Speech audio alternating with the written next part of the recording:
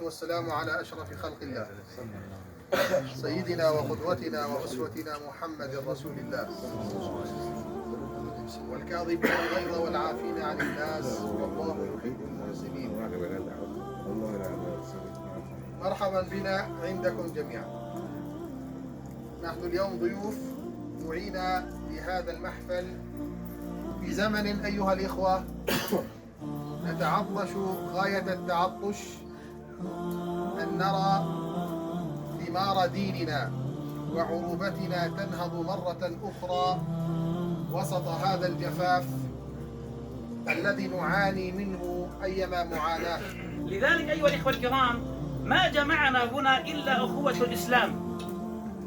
إنها أخوة عظيمة جدا رب العباد حصرها بين المؤمنين.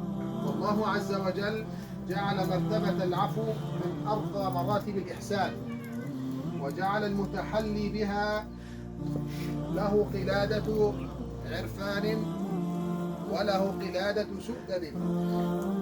فإذا صفة من صفات الله سبحانه العفو، وخلق من أخلاق نبينا الذي عفى عن قاتله، والله أمر نبينا بهذا الخلق، قال خذ العفو وأمر بالعرف وأعرض عن الجاهلين. الحمد لله الذي جعل في هذه الأمة أمثالكم، وهذا اللبوس لباس العفو ما هو إلا ثوب مكارم وفخار لصاحبه. أخي الكريم الذي عفى إنه تخلق بأخلاق القرآن، وتخلق بأخلاق الإسلام، وتخلق بأخلاق النبي العدنان. فهنيئا لكم، حققتم هذه الأخلاق الرفيعة وهذه المكانة العالية وهذا الخلق الذي اتصف به ربنا وأمر به ربنا وعلمنا إياه نبينا.